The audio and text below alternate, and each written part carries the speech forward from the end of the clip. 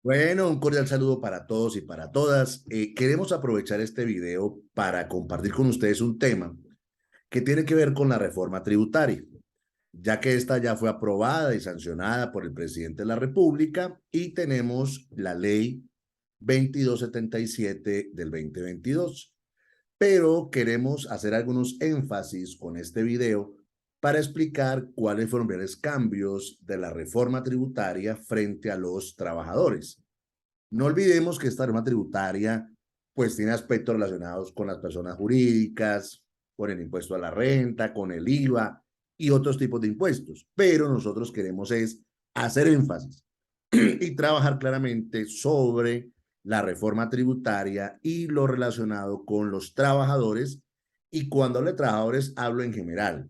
¿Por qué? Porque ahí también están involucrados, por ejemplo, los contratistas de prestación de servicios que actúan como personas naturales.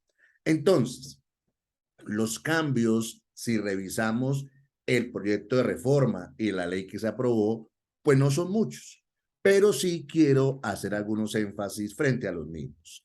En primer lugar, se buscó y se reformó el artículo 206 del Estatuto Tributario. Y ese artículo 206 del Estatuto Tributario se modificó en varios aspectos. Entonces, en primer lugar, miremos cómo estaba el estatuto anterior.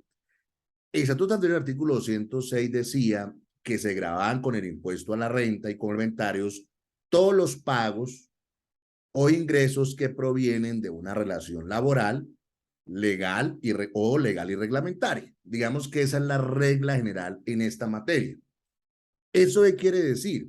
Que por regla general, todos los trabajadores y todos los ingresos, sean del sector público o del sector privado, se consideran como gravados con el impuesto a la renta y complementarios. Pero hay una excepción en el numeral 10 de ese artículo 206. ¿Cómo estaba antes? Se decía que el total de ingresos de ese trabajador vinculado con un contrato de trabajo, con una entidad pública, con una entidad privada, o vinculado como empleado público, de ese total del ingreso, el 25% estaba exento. Y ese 25% estaba exento sobre el valor mensual y digamos que el tema exento era de 240 VT. ¿Eso qué quiere decir? Que antes, con la reforma anterior, digamos que vamos a tomar valores del año 2023. Entonces, por ejemplo, el valor de la VT para el 2023 son 42.412 pesos. ¿Eso qué indica? Que 240 VT mensuales son 10.178.880 pesos.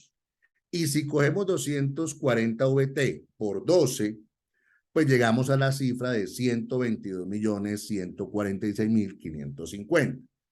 Eso quiere decir lo siguiente, que por regla general los ingresos que provienen de una relación laboral o legal o reglamentaria, todo se toma para pagar el impuesto a la renta y complementarios.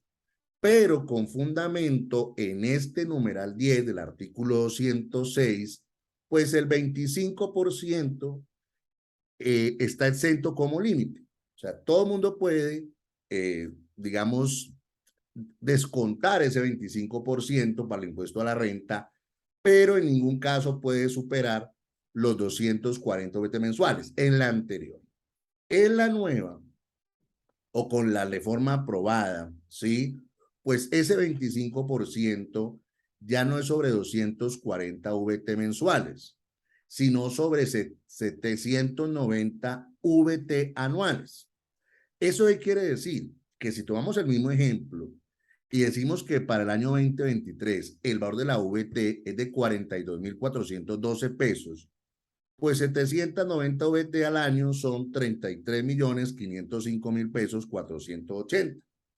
Y si cogemos 790 VT y la dimos en 12 para mirar el tema mensual, decimos que llegamos a 2.792.123. Palabras más, palabras menos, ¿qué es lo que quiere decir esto? En concreto, regla general, a todo trabajador con relación laboral o vinculación legal o reglamentaria, todo es grabado para, todos sus ingresos son grabados para el impuesto a la renta, pero tienen una excepción, que de ese total de ingresos el 25% no está exento. ¿Dónde fue el cambio? En el límite máximo. Eso quiere decir que antes, ¿sí?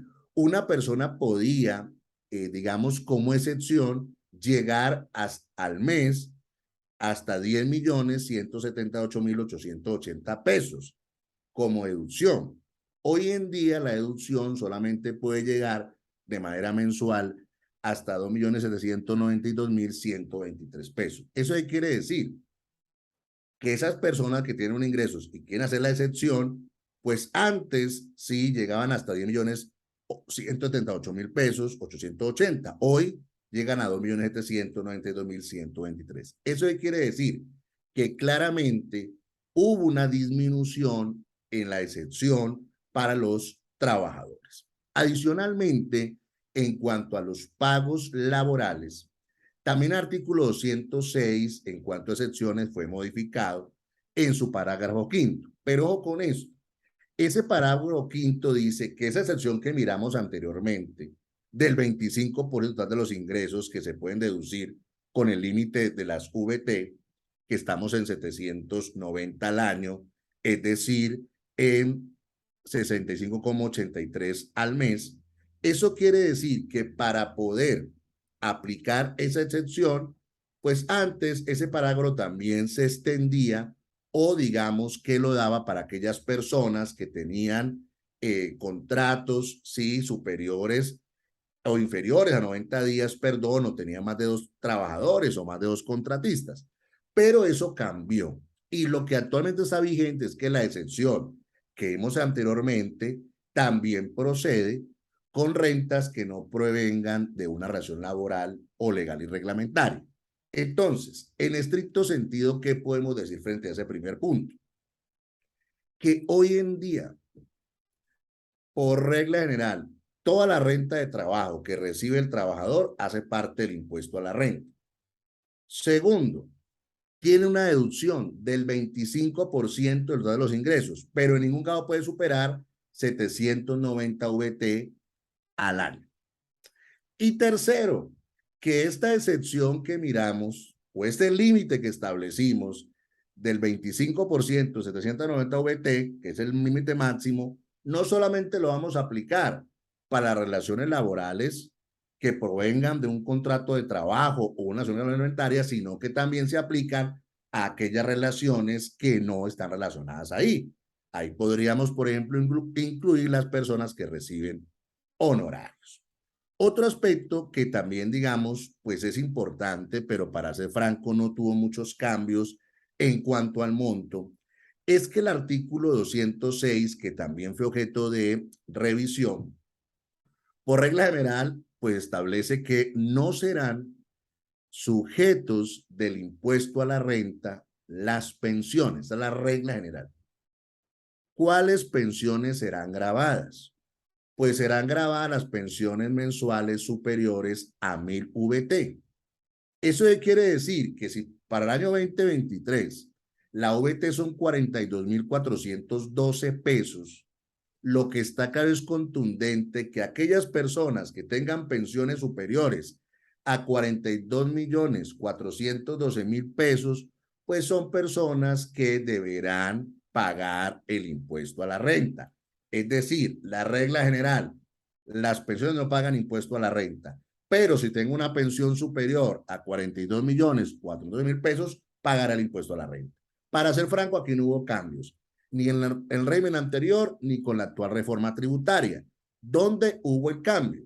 Pues que obviamente no están exentos o no pagan impuesto a la renta, ¿sí? Pues las personas que cumplen con los requisitos de la Ley 100 de 1993 para pensión de vejez, para pensión de invalidez, para pensión de sobrevivientes, esté en un fondo privado de pensiones o esté en Colpensiones, o, por ejemplo, me dan una devolución de aportes, una devolución sustitutiva, tampoco por regla general tengo que pagar este impuesto a la renta. ¿Está claro? ¿Qué fue lo que se agregó? Que tampoco pagarán impuesto a la renta, pues aquellas personas que reciben ingresos derivados de pensiones, por ejemplo, del exterior o de organismos multilaterales. Es decir, que aquella persona que tenga una pensión en el exterior y se encuentre, por ejemplo, en Colombia, o que sea un colombiano que recibe una pensión del exterior o que recibe una pensión multilateral, pues tampoco deberá pagar impuesto a la renta sobre esos valores. Entonces, miren, de esta manera podemos decir que los cambios que se plantearon en el proyecto de reforma frente a lo que quedó fueron muy pocos. Es decir, casi en materia de régimen tributario para los trabajadores, las reglas siguen siendo las mismas a las que veíamos denominando previamente. ¿Dónde hubo los cambios, para ser francos? Primero, en el límite máximo, es decir, por regla general, el trabajador no paga el impuesto a la renta, perdón, paga el impuesto a la renta, pero puede descontar el 25% que no está grabado con impuesto a la renta. Ese 25% antes tenía un límite, ¿sí? Que eran 240 VT al mes.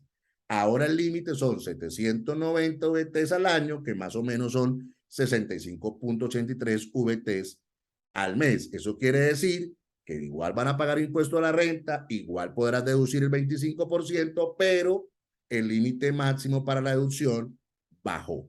Segundo, que está claro y es contundente, las pensiones inferiores a 42 millones de pesos en Colombia no pagan impuesto a la renta. Tercero, si la pensión que obtengo es de Colpensiones o de un fondo privado de pensiones, de vejez, inválidos sobrevivientes, la regla es la misma, no importa el régimen, no pago impuesto a la renta.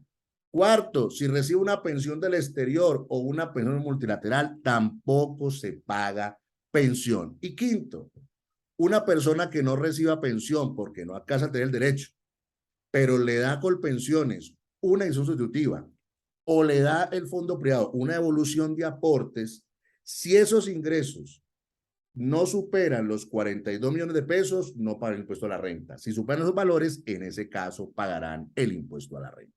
Entonces, de esta manera quisimos presentar este video para aclarar un poco el tema de la reforma tributaria versus los trabajadores. Muchas gracias, como siempre, por ver nuestros videos, por inscribirse a nuestro canal y los invitamos a que nos sigan compartiendo temas para poder hacer estos videos.